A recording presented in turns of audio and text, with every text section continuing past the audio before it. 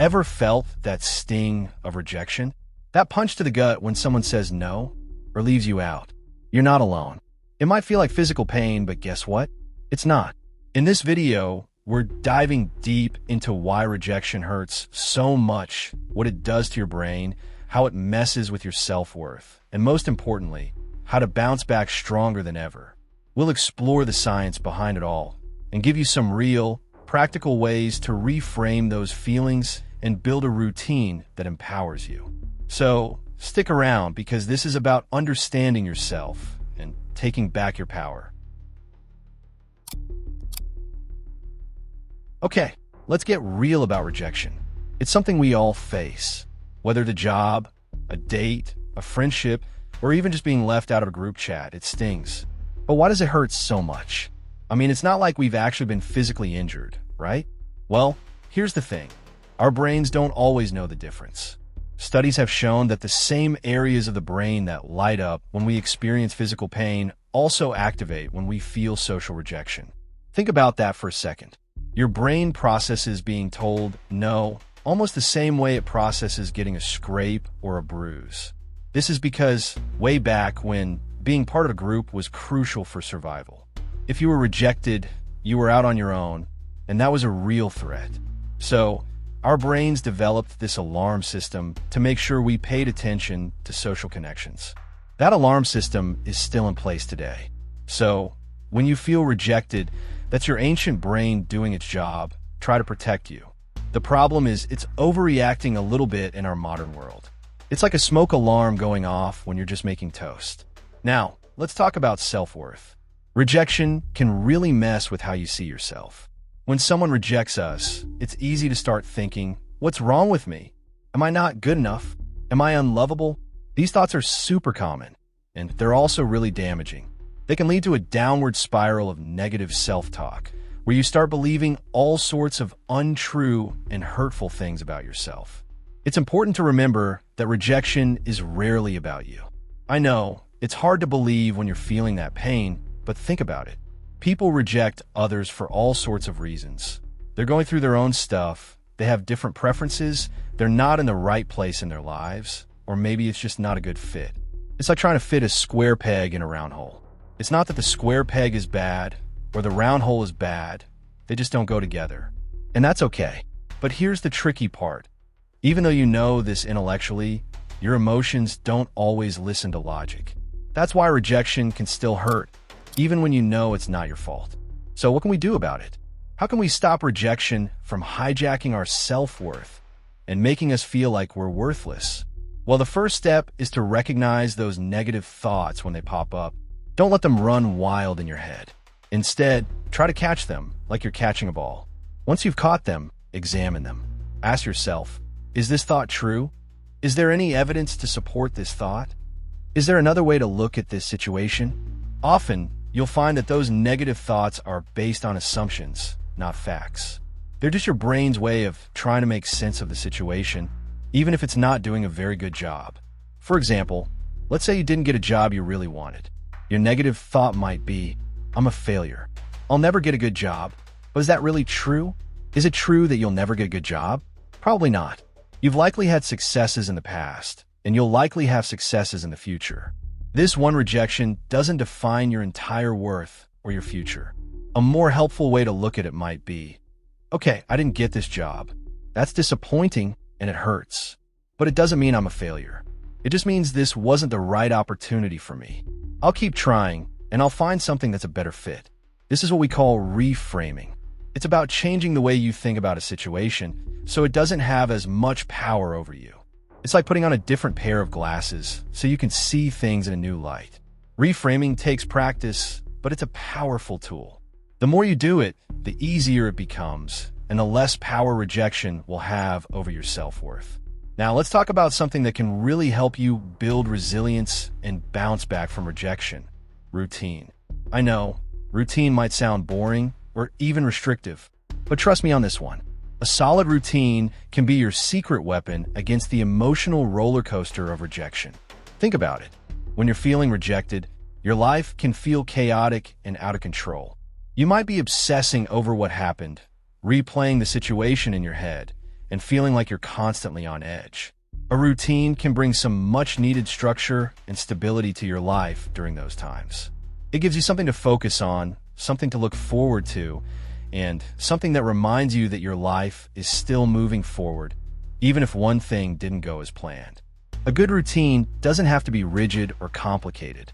It can be as simple as waking up at the same time every day, having a healthy breakfast, going for a walk, or spending some time on a hobby you enjoy. The key is to create a routine that works for you and that makes you feel good. It should be something that you can stick to even when you're feeling down. Here are a few ideas for things you can include in your routine. Exercise. Physical activity is a great way to release stress and boost your mood. It doesn't have to be intense. Even a gentle walk can make a big difference. Regular exercise releases endorphins, which have mood-boosting effects. It also improves sleep quality, which is essential for emotional regulation. Aim for at least 30 minutes of moderate intensity exercise most days of the week. This can include jogging, swimming, cycling, dancing, or even just brisk walking. Find an activity you enjoy so it's easier to stick with it. Mindfulness or meditation. These practices can help you stay grounded in the present moment and avoid getting caught up in negative thoughts about the past or worries about the future. Mindfulness involves paying attention to your thoughts, feelings, and sensations without judgment. Meditation is a specific practice that can help you develop mindfulness. There are many different types of meditation, such as focused attention meditation, where you focus on your breath, and loving kindness meditation, where you cultivate feelings of compassion for yourself and others. Even a few minutes of mindfulness or meditation each day can make a significant difference in your ability to manage stress and emotional pain. Hobbies. Spending time on activities you enjoy can help you feel a sense of accomplishment and purpose, and it can also provide a healthy distraction from your worries. Hobbies provide an outlet for self-expression and creativity. They can also help you connect with others who share your interests. Make a list of things you enjoy doing or things you've always wanted to try. Then, schedule time for these activities in your routine. Examples of hobbies include playing a musical instrument, painting, writing, gardening, photography, woodworking, and playing sports. Social connection. Spending time with people who love and support you can help you feel less alone and more connected. Social connection is a fundamental human need. When we're feeling rejected, it's especially important to reach out to our support network. This could include family members, friends, romantic partners, or members of a support group. Talking to someone who understands what you're going through can help you feel validated and less isolated. Make an effort to schedule regular time with your loved ones, even if it's just for a quick phone call or video chat. Learning something new can help you feel a sense of growth and progress, and it can also give you something else to focus on besides your rejection. When you're learning, your brain is actively engaged, which can help to distract you from negative thoughts and feelings. It can also boost your confidence and self-esteem as you acquire new skills and knowledge. Consider taking a class, reading books, listening to podcasts, or watching educational videos. Choose something that genuinely interests you, so you're more likely to stay motivated. Creative expression.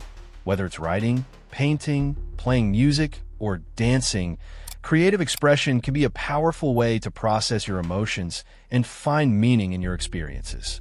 Creative activities allow you to express feelings that you may not be able to put into words. They can also help you to tap into your imagination and find new perspectives.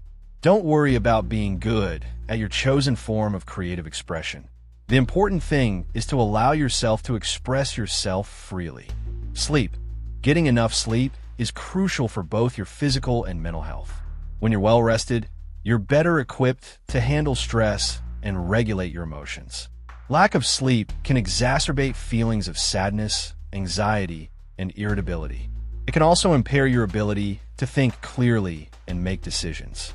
Aim for 7 to 8 hours of quality sleep each night. Establish a regular sleep schedule, create a relaxing bedtime routine, and make sure your bedroom is dark, quiet, and cool. The beauty of a routine is that it's something you have control over, even when other things in your life feel out of control. It's a way of saying to yourself, I may have been rejected, but I'm still in charge of my life. I'm still going to take care of myself, and I'm still going to move forward. And that, my friends, is a powerful message. It's the silent power of routine. It's the quiet strength that can help you weather any storm, including the storm of rejection. So, to recap, rejection hurts because our brains are wired to see social connection as essential for survival.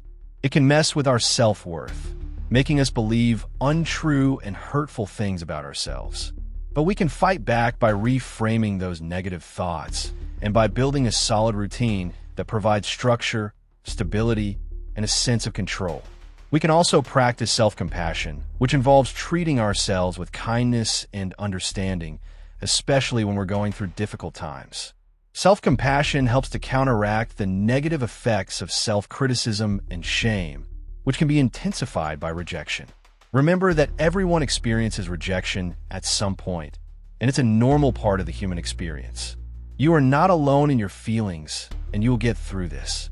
Focus on your strengths and accomplishments, and remember that you have value and worth, regardless of the opinions of others. Remember, rejection is a part of life. It doesn't define you. It doesn't determine your worth. It's just one experience, and you have the power to choose how you respond to it. And remember, building a fulfilling life takes time and effort. Be patient with yourself and celebrate your progress along the way.